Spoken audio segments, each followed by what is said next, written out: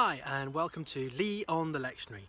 Today we're going to be looking at the readings for Trinity Sunday in Year B.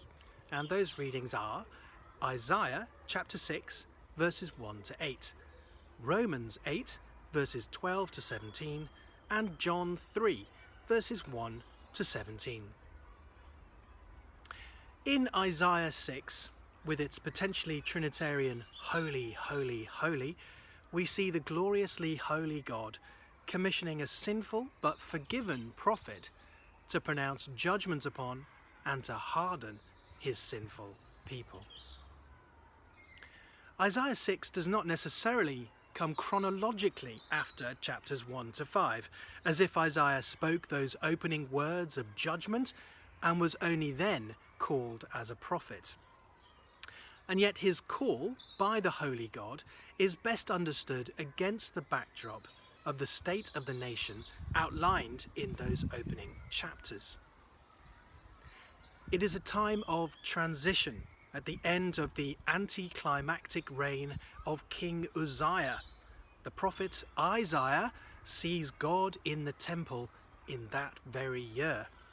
He is the true, glorious, majestic, exalted king, unlike King Uzziah, who ended his life as an isolated leper because of the judgment of God upon him. The thrice repeated holy indicates exceptional, unique holiness, rather than being merely a veiled intimation of the Trinitarian nature of our God. Holiness means separate, sacred, set apart, hallowed, awesome. When applied to God, it has ethical connotations too, referring to his purity and his perfection. He is obviously very different from his people. God's glory being revealed to the whole earth, as is mentioned here in verse 3, and not just to the small nation of Israel, is a repeated theme of Isaiah's book. Now the prophet Isaiah here realizes that not only is the sinful nation scuppered when exposed to the holy God, but he too is part of the problem as a sinful man. He singles out his unholy lips, perhaps because he is already someone who speaks publicly. Isaiah's guilt is taken away and his sin atoned for by means of something from the altar in the temple, applied specifically to the area where he felt his guilt most acutely. The necessity of divine initiative to make atonement for sinful humanity is also made clear in this picture. The passage then progresses from woe to go.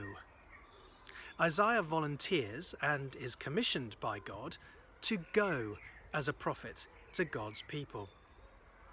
But his message is one of judgment and hardening rather than of forgiveness and illumination, which he himself has just received. No, his ministry will not just wash over people, it will cause them to be even more hardened and dulled and make them less likely to seek healing for their spiritual malaise. This should be something of a surprise to us. The us in verse 8, the divine us, is perhaps reminiscent of Genesis 1:26, where God deliberates within himself, sometimes seen again as an obscure intimation of the non-Unitarian nature of God. Very suitable for Trinity Sunday. Isaiah wonders, how long will he have to continue with such a downbeat message?